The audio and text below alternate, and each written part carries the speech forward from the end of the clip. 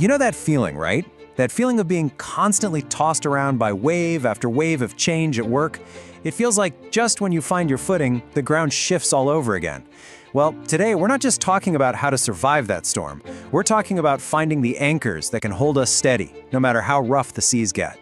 Look, we often tell ourselves we're just going through a season of change. But let's be real for a second. What if it's not a season anymore?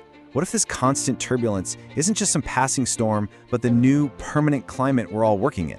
That one little shift in perspective, well, it changes absolutely everything. And yet, here's the paradox. Even if we accept this new climate, we're still human. We're wired to crave a little bit of calm, some sense of predictability. And it's this clash between the reality of the storm and our very real, very human need for stability that's creating so much of the stress and burnout we see everywhere. So that leaves us with the million-dollar question. If we can't just wait for the storm to pass, how do we actually learn to sail in it? What does it take to build a team and a culture that can handle these waves without just falling apart? Okay, so before we get to the solutions, we have to be really clear about the stakes here. This constant storm of change creates two very different but equally dangerous risks that can sink any organization if you're not careful. And here is the central trap. It's a classic catch-22. On one hand, if you try to react to every single wave of change, you get the human cost. Your team just burns out. They get overwhelmed and they freeze up. But on the other hand, if you try to stand still and just resist it all, you face the organizational cost. You become irrelevant. You fail. It really feels like a no-win situation. And let's just drill down on that human cost for a second. When a team is constantly battered by change, it just starts to break down.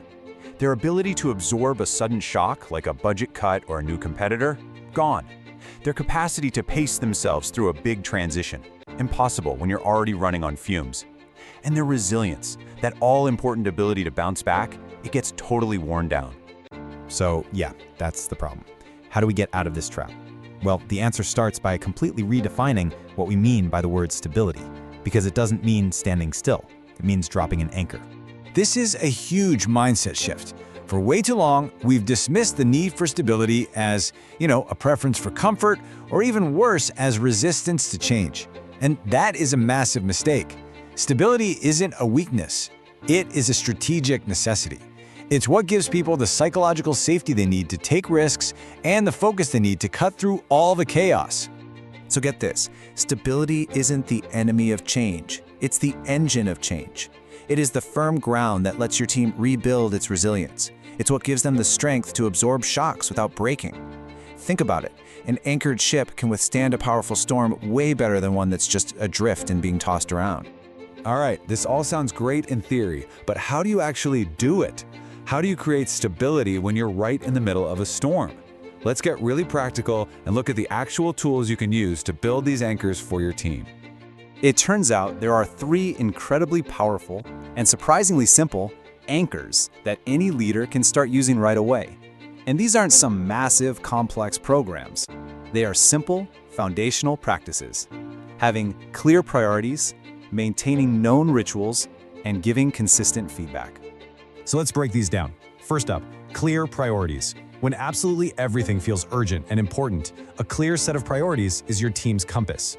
It cuts through all that noise and basically says, this right here is true north. No matter what else is swirling around us, this is the direction we're headed. It gives everyone permission to focus. Okay, the second anchor, known rituals. Now this might sound small, but things like a consistent daily stand-up meeting or a predictable weekly check-in, they create a rhythm. In the middle of pure chaos, these simple, repeatable moments are like little islands of normalcy that can keep a whole team grounded. And the third anchor is consistent feedback. You see, change creates so much uncertainty. People start to wonder, am I doing the right thing? Is my work still valuable here? Consistent, reliable feedback gets rid of that doubt. It's like a communication lifeline that ensures people always know where they stand, which builds a ton of psychological safety. So let's put this all together. How do these anchors help you not just survive the storm, but maybe even use it to your advantage? Well, this leads to a really powerful strategy for navigating what's ahead. This is the end game. It's where it all comes together. You use those anchors, priorities, rituals, feedback, to build a super stable core for your team. And that solid foundation then gives you the freedom and the safety to run experiments out at the edges. You can innovate, you can adapt, you can try new things, all while knowing the main ship is totally secure. You get both stability and agility. You get the best of both worlds.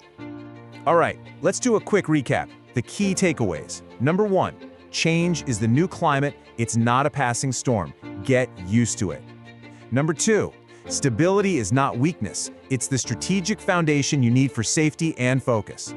3, you can build that stability with 3 simple anchors: clear priorities, known rituals, and consistent feedback. And finally, number 4, use that stable core as a launch pad to experiment and innovate. And that brings us to one final thought. As you look at your own team, navigating your own storm, which of these 3 anchors do you think they need to drop right now? Is it the clarity that comes from priorities, the predictable rhythm of rituals, or the safety that comes from feedback? What's the one thing that would provide the most stability and allow you to not just weather the storm, but to actually sail forward?